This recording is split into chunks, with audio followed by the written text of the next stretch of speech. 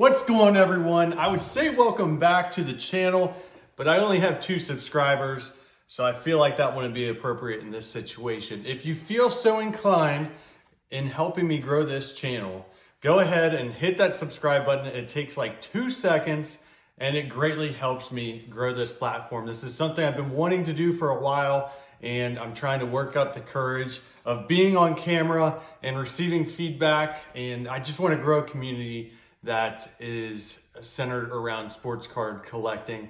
So in this video, I'm going to be showing you 5 cards from my collection that mean the most to me. Now, this video kind of comes with a warning though, because these cards aren't necessarily ranked by their monetary value, but more so, I would say, sentimental value or the experiences behind those cards, and that will become clear in just a second. I feel like as collectors, we start young, of course. Most of us start as kids, and we just enjoy cards because we enjoy them and we love, ripping packs, trading with friends, and all that. We don't necessarily collect because of the value as kids. As we grow older, though, that shifts typically, and we collect based on value, and we start looking at our collection as an investment, which is fine. But I feel like in recent years, collecting has been pushed as, like it has this almost stock market-like aspect to it. And I think that's okay in a healthy amount, but I think it's important as collectors that we recognize and still feel that our cards are just fun, just plain out fun, and we like the experiences that go along with them. So if you're a collector out there and you collect because you want an investment, that's great. I'm not saying that's a bad thing, but also at the same time, I want collectors to realize why they first got into the hobby. I think that's an important aspect. So let's get into this pile. This pile of cards it's not in any sort of order. I don't have them, 1 through 5. But we're going to go ahead and start off here. This is a Ken Griffey Jr. I think this is a 2003 SPX game used card, and hopefully that comes up there clean on camera. It is numbered out of 250. It's just a great looking card. Obviously not the most valuable card out there, but growing up in Cincinnati, I got the pleasure to watch Griffey play here in the city. And, I just fell in love with the way he played. Of course, he hit a bunch of home runs. I know this might be sacrilegious to a lot of people because a lot of people know him as a Mariner. That's where he started. That's where he finished. But to me, he's a Cincinnati Red. And that might sound goofy, and I'm probably going to get roasted for it. But that's the reason I love this card right here.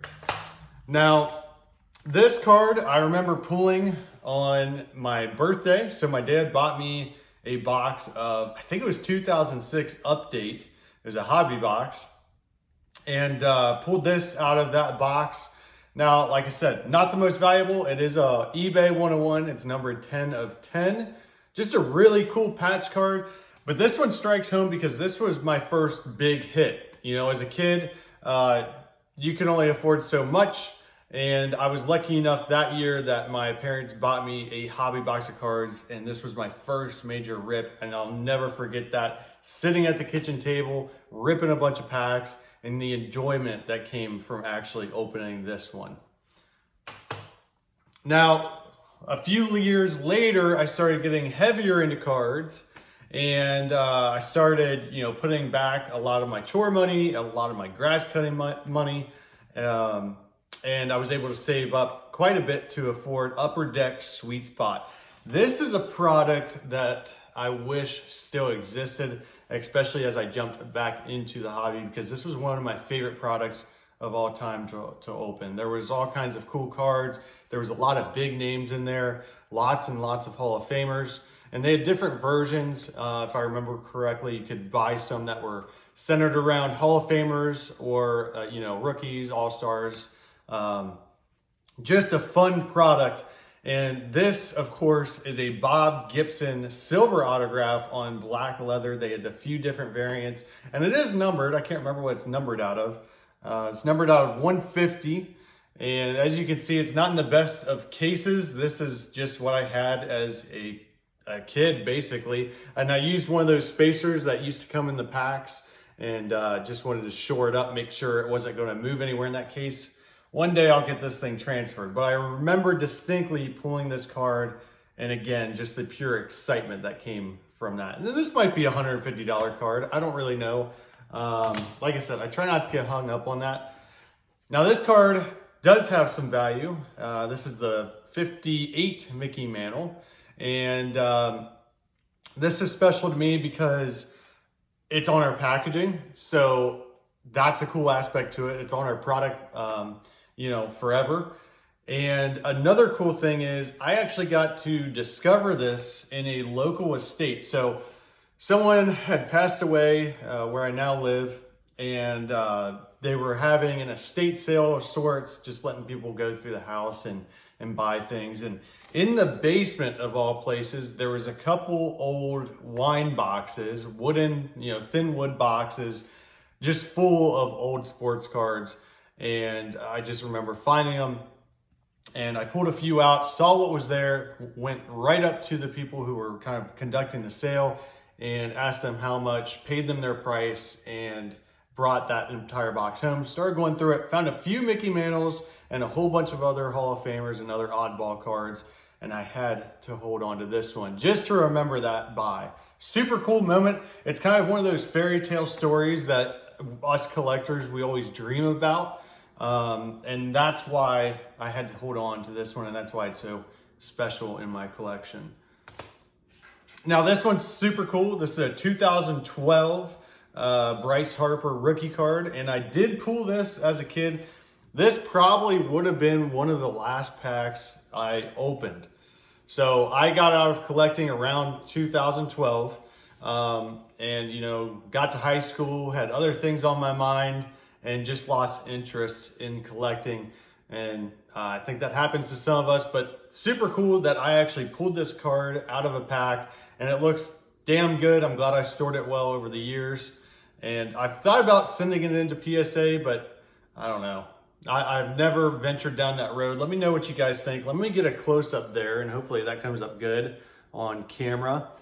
Let me know what you guys think, if I should send that in to get graded. Now, final card. I know 5 was our limit, but this is an honorable mention, and you guys are going to laugh at this one. So here we go. This is a 1977 Topps Cincinnati Reds World Series card. And you're probably looking at this like I'm crazy, and I might be crazy because this thing is absolutely beat. I could probably go on eBay and find one in pretty mint condition for a couple bucks. But this one has a kind of a cool story behind it. So we were cleaning out my grandparents' basement years ago after they had passed away. And this was laying on the basement floor. I think it was stuck under something. And I knew that it was my dad's card when he was younger. So this was part of his early collection, and just finding something of his in my grandparents' house from that many years ago that actually survived. Now, I didn't say it survived well, but it survived. I just found that super, super interesting and super cool. So I had to hold on to this. Most people would throw this card away, but just because of the memory alone, it was worth mentioning. And you guys can see there's creasing and the corners are horrible. But sentimental value definitely sometimes outweighs the monetary value. So like I said, these cards aren't really that valuable as a whole. I do have cards that are worth more, but these are just special to me for those reasons. So what I want to know is, what are some of the cards or memories that you have of collecting that you cherish the most? So I love hearing from collectors, their experiences. I love hearing the people who said they had the 52 Mickey Mantle, or the people who said they have the, they pulled the Mike Trout rookie card. Just love hearing those stories. Let me know your experiences and what are some of your best memories of being in the hobby. And I urge those collectors out there who have lost the focus of why they got into collecting to go back through their early collection and actually feel what they felt when they were a child or just starting out in collecting, because it can really help you refocus your collecting and your mindset. So go ahead, go through that collection. Happy collecting, and please hit that subscribe button because we're going to be pushing out more videos like this and better videos in the future. I appreciate each and every one of you who watch this video. Go ahead and have fun collecting.